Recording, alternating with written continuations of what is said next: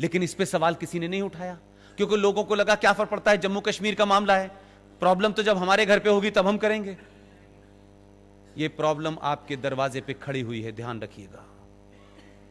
सत्ताएं रहेंगी, लेकिन राष्ट्र को बचाने के लिए समाज को बाहर आना पड़ेगा।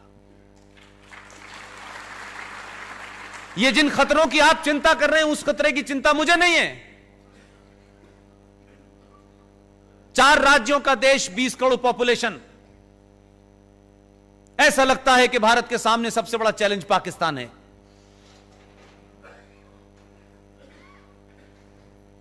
अभी कुछ दिन पहले मैंने कहा, एक देश है, उसमें 4 राज्य है, टोटल पॉपुलेशन 20 करोड़ है। वहां फौज भी है, वहां पुलिस भी है, वहां F-16 भी है, संविधान भी है, शरिया भी है, और सब कुछ उनकी चलती है। इतनी फौज, इतने हवाई जहाज, इस सब के बावजूद भी वो मुल्क नहीं चल पा रहा है। मैंने कहा मूर्खों, अकेला योगी 20 करोड़ को चला रहा है, ना उस पे कोई हवाई जहाज है, ना F-16 है। टोटल पॉपुलेशन उत्तर प्रदेश की 19, साढ़े 19, 20 करोड़ है, अकेला चला रहा है, पूछ ही नहीं रहा किसी से। 20 ऐसी कोई समस्या खड़ी नहीं हो रही वहां। अब वहां पे गुहार लगाई जा रही है, 6-6 इंच लंबी, 1-1 मीटर लंबी डालियां कह रही हैं गलती हो गई, अल्लाह खुदा के वास्ते माफ कर दो, आखिरी बार हुई है गलती। उसने कहा ना,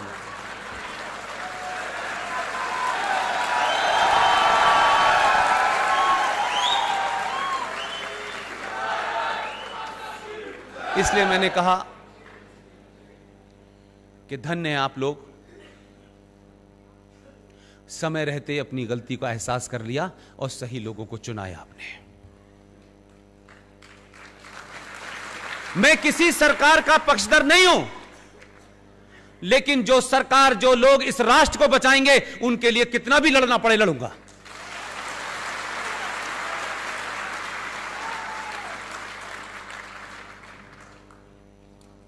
स्थिति वापस ले जाना चाहता हूं।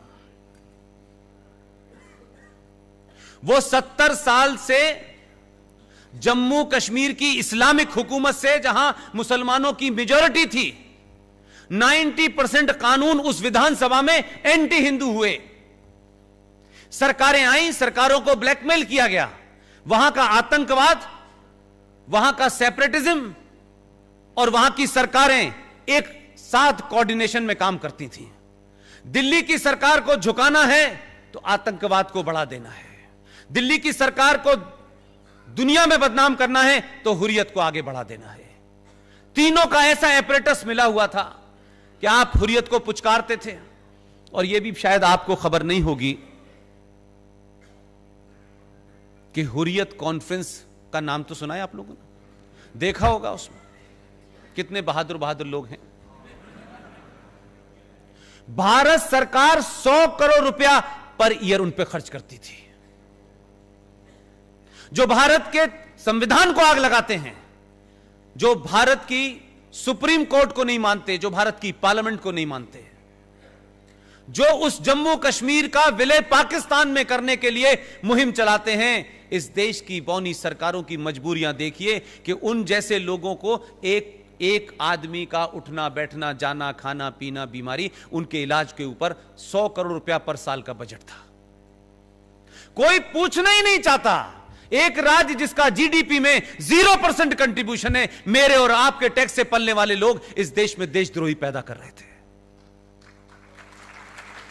हमारी पुलिस, हमारा भाई फौज का सबसे ज्यादा अगर भारत में अपने ही इंटरनल आतंकवादियों से मारा गया है, उस राज्य का नाम है जम्मू कश्मीर।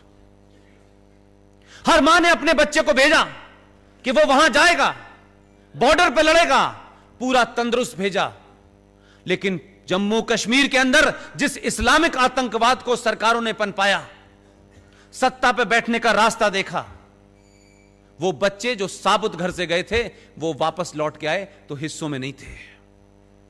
हरियाणा का कोई गांव ऐसा नहीं है जिस गांव का बच्चा जम्मू कश्मीर में इंटरनल जिहादी आतंकवादियों से न मारा गया हो, इस्लामिक आतंकवाद का शिकार न हुआ हो। वही राज्य कहता है कश्मीर को जमहूरियत चाहिए, इंसानियत चाहिए और कश्मीरियत चाहिए।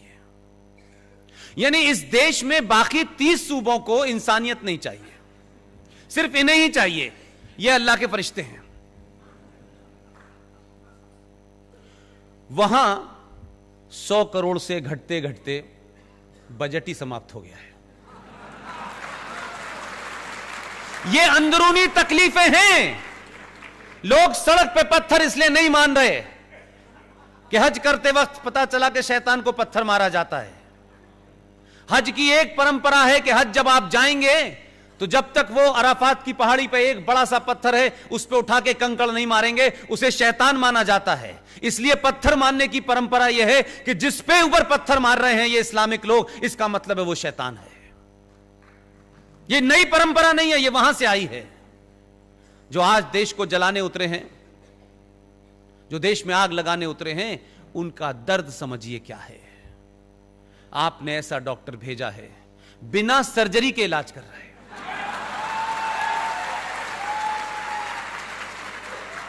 लोग, एक बहुत बड़े कवि हैं, उनकी 2 लाइनें मुझे इस स्थिति पे ज्यादा अच्छी लगती हैं। वो कहते हैं कि न जाने कैसा ये आलम हुआ कि लोग हंसते हंसते रोने लगे, रोते रोते हंसने लगे। ये स्थिति वही है। धारा 370 और 35A नहीं हटी है। धारा 370 और 35A को बारीकियों में अगर आप जानते, जितना मैं 20 साल से पढ़ते पढ़ते थक गया, यह धारा नहीं हटी है। यह भारत के अंदर, आजाद भारत में बौने नेताओं के दबाव में पिछले 70 साल में एक पैरेलल सत्ता थी, जो इनविजिबल सत्ता थी, जो आदर्श सत्ता थी, उसको समाप्त कर दिया है। संकट यह है कि लोग कह रहे हैं 335, 370, 370, लोगों को पता नहीं है दर्द कहां हुआ है।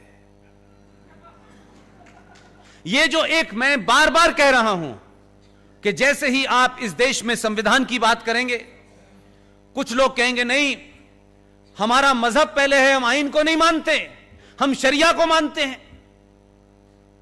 जब उसने संवैधानिक तौर पे काम कर दिया तो बोले नहीं नहीं, हम संसद को नहीं मानते, हम भीड़ को मानते हैं। वो आदमी भी निराले भेजा है, वो इनको पूरा इस्लामिक बना के मानेगा, पीछे ही पड़ गया इनके। अल्लाह ने फरमाया है कुरान मजीद में एक जगह, मैं नहीं जानता कि वो कुरान पढ़ के आए हैं या नहीं पाए हैं, या उनके एडवाइजर उन्हें बता रहे हैं, लेकिन काम ठीक राह पे हो रहा है। कुरान मजीद में एक जगह लिखा हुआ है, क्या मुसलमानों, मेरे ऊपर ईमान लाने वाले लोगों, मैंने इस कायनात, इस सृष्टि के अंदर, इस ब्रह्मांड में सब कुछ तुम्हारे लिए रखा है। तुम्हारी जितनी भी जरूरतें हैं उसका मैंने इंतजाम किया हुआ है। मेरी एक ही शर्त है कि मैंने तुम्हें जिंदगी जीने के जो रास्ते बताए हैं उसी पे चलते रहना, और अगर तुम मेरे बताए रास्ते से उतरे तो मैं इस जमीन पे कुछ लोग भेजूंगा जो तुम्हें रास्ते पे ले आएंगे।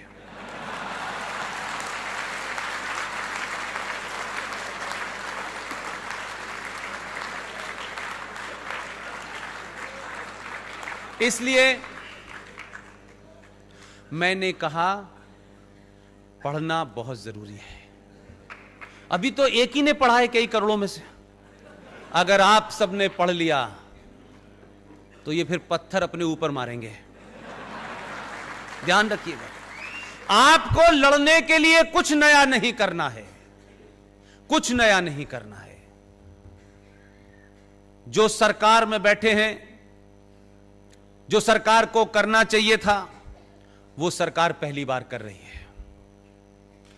लेकिन मेरी शिकायत, मेरी तकलीफ, इस बात से मत खुश होइएगा, सरकार में हम हैं, बिल पास हो गया है, कानून बन गया है, कानून बहुत सारे बनते हैं इस देश में, लागू नहीं होते हैं।